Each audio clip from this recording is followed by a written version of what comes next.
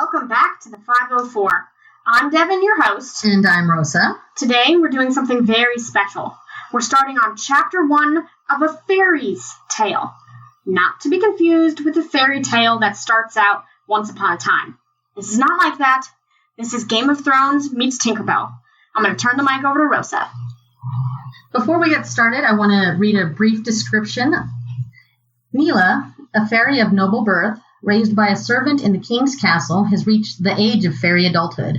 When her plans to escape her world with the prince she loves is interrupted, she must find her new place as the object of the king's interest and the obsession of his brother. Now, a trigger warning. This chapter does have sexual violence. A Fairy's Tale, Chapter 1, The Dragon's Mark. A gust of wind circled the clearing, rustling leaves from the ground. Air blew around Neela and Cabor as they ran through the trees into the hidden glade. It cycloned above their heads, a wall of leaves, sticks, and forest debris swirling around them in the wind. Their laughter rose on the wind, grins spreading across their faces.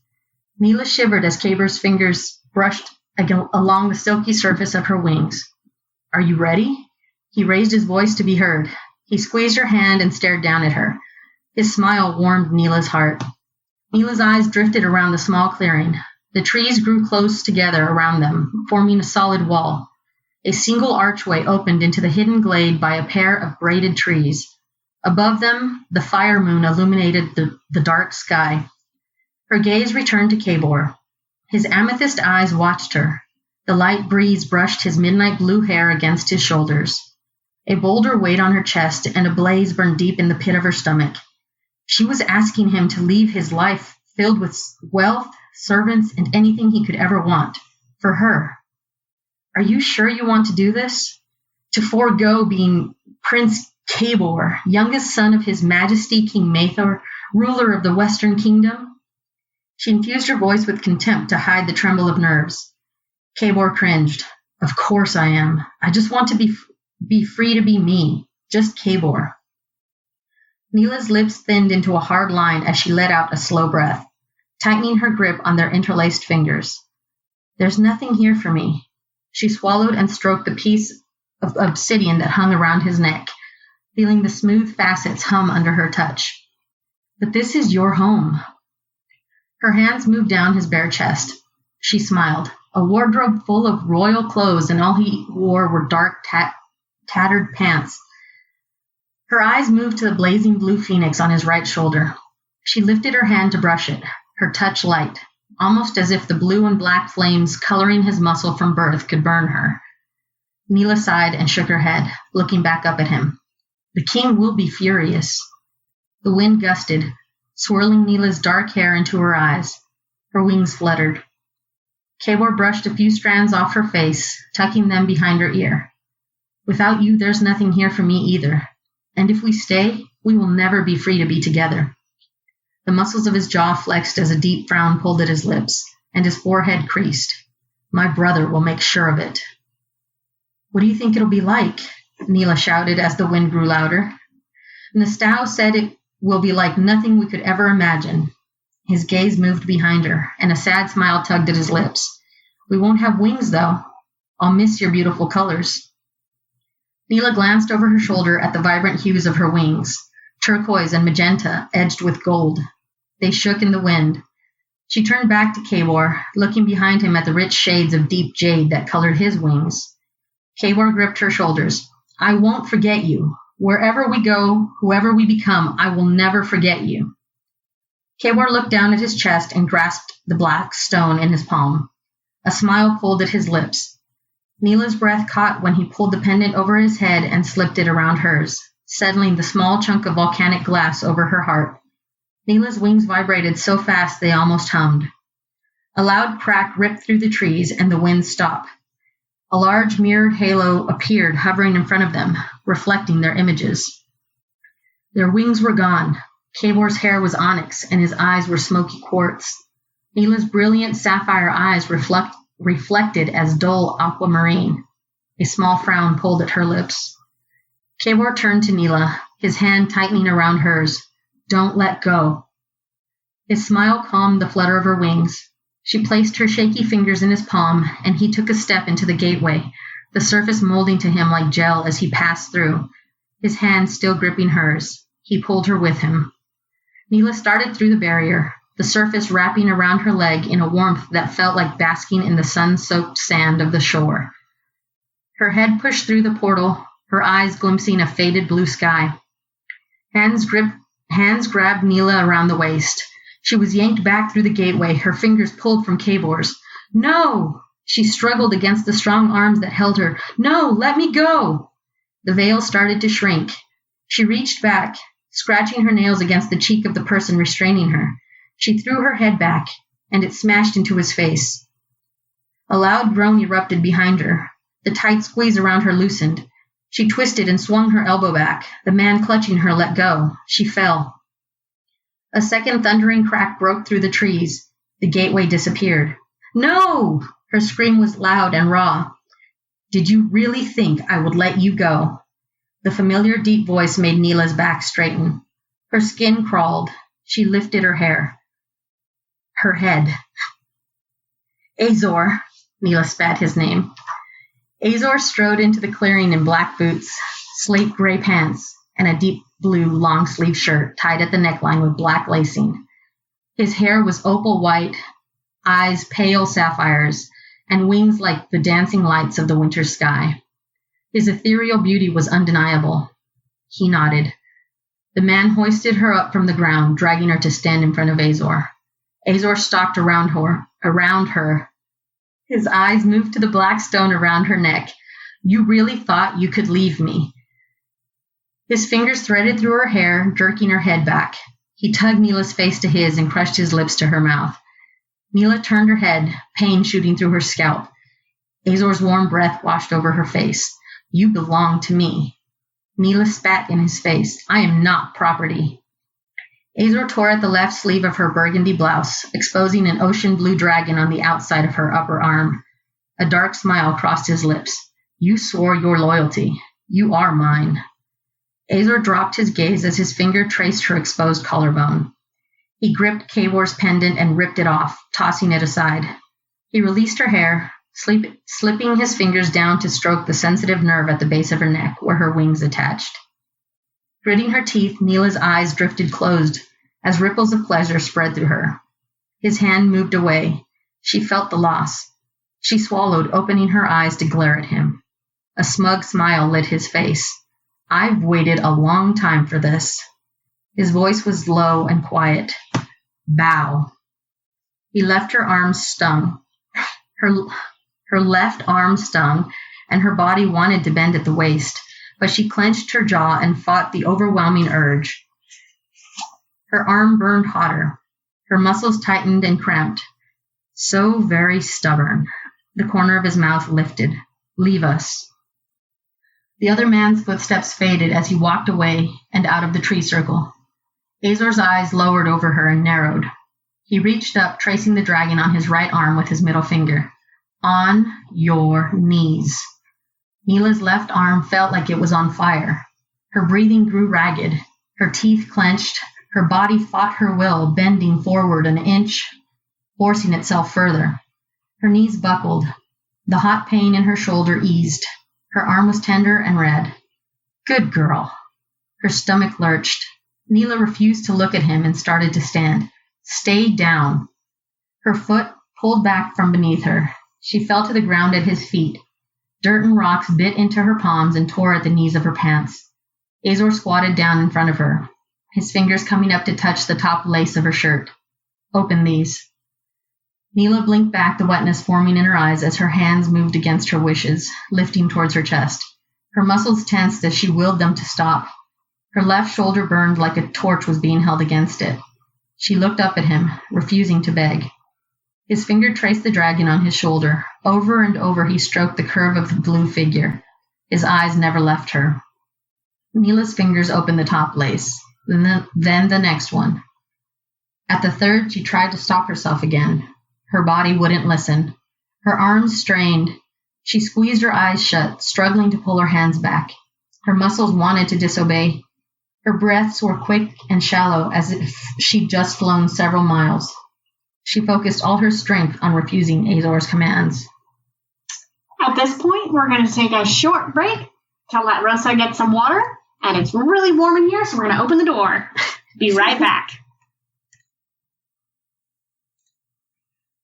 And we're back. I have my wine. Rosa's had her water. Let's do this. Her fingers freed the third lace, the fourth, and finally the fifth. Her bodice fell open. Her hands fell to her sides. Her wings sagged. The cold night air chilled her skin. A tear rolled off Neela's cheek. It sent up a small puff of dust when it hit the ground. Dirt pushed under her nails as she dug them into the forest floor.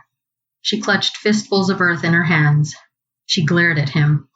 He stared at her exposed skin, his eyes clouding over like a stormy sky. His mouth parted, and his chest rose and fell in a slow, deep rhythm. "Don't move." His voice was rough and thick. He reached out towards her. Neela's body ached, her muscles weak. She couldn't fight anymore. She didn't try. Azor's fingers brushed down over the curve of her breasts. She shuddered, turning her head to look away. The bronze cast of moonlight shone bright in the clearing. She took a shaky breath, shifting her gaze up at the diamond-filled sky. Azor's touch burned against her skin as the glint of Kabor's obsidian caught her attention. She closed her eyes. An owl hooted in the nearby trees. A wolf howled in the distance. Crickets filled the night with their music. The touch of Azor's finger on Neela's shoulder was like molten lava. Her eyes sprung open to stare at him as his finger traced her dragon. His finger moved in slow curves along the dragon's back and over the curled tail. Azor's eyes locked with hers with an intensity that both scared and excited her. The scorching on her shoulder eased to a hot glow that flowed down her arm. It seeped into her neck and down her spine, spreading like warm honey down through her body. She swallowed and licked her lips, her eyes drifting closed. Her wings beat in a slow pulse. It felt so good. She hated it, hated that she couldn't stop him, hated that she didn't want to. Her breathing slowed and deepened. Her mind fogged over as waves of pleasure coursed through her. Azor leaned forward, bathing her shoulder with his warm breath, sending charged sparks into her body. His tongue traced over his mark. She pressed her lips tight together, but a soft moan escaped. His teeth bit into her flesh, scraping against the vibrant hue. She tried to move away, tried to clear her mind, tried to push him away, but her body didn't respond, and her mind was flooded with euphoria. Azor shifted her around, positioning himself behind her, between her wings. He massaged her arm, his mouth pressed against the sensitive spot at her neck. Shivers vibrated through her. He licked and nipped. Soft whimpers broke from her lips. He pulled away, but stayed within an inch of her skin, letting his warmth continue to tease her. "Please," her voice was a whisper. "Please what?" Azor demanded. "Please." Neela bit her lip to prevent the words. Azor pressed into her shoulder, rubbing with firm pressure. "Don't stop." Again, the whisper commanded her ear, excited goosebumps down her arms. Neela's breaths came fast and shallow. She tried to shake her head no, but the slow stroke of his tongue up over the sensitive spot at her wings pulled a choked gasp from her. Tears broke free from the corner of her closed eyes. The words burned her throat. "Please don't stop." Azor stroked her shoulder, licking her back. "You," he stroked and licked again, "are." He stroked and licked her one more time. "Mine." He grabbed her shoulders and turned her around, kissing her roughly, biting her lip. "Say it." Neela's eyes opened. She stared at him, trying to blink through the fog in her mind. She breathed deep. Her lips parted, the words wanting to escape. "Enough!" A deep voice called from across the clearing. Azor's hands fell from her shoulders. The ecstasy vanished, replaced with disgust and guilt. Anger blazed in her stomach. She had been moments away from begging him to take her, from letting him be the first to claim her. Her heart ached. She pushed back from him, turning to look behind her. Raynor stood just inside the braided trees, tall with dark chocolate hair, trim beard, and amethyst eyes. His stare pierced Azor. "Raynor." Azor's voice was filled with contempt. Raynor stood strode towards them. He stopped and reached his hand down to Neela. She took it and stood, her legs shaking. Raynor's eyes moved over her bare chest. The muscles in his jaw flexed, his lips pulling down into a frown. Neela lowered her gaze and pulled the sides of her bodice together. Her fingers shook and fumbled as they worked the lacing closed. Azor's eyes narrowed. She is none of your concern. Neela's stare shot to Azor. The hatred she felt for him broiled inside her chest. Raynor's gaze locked on Azor's, his face stoic, his tone neutral, but with an edge of powerful command. Remove your mark.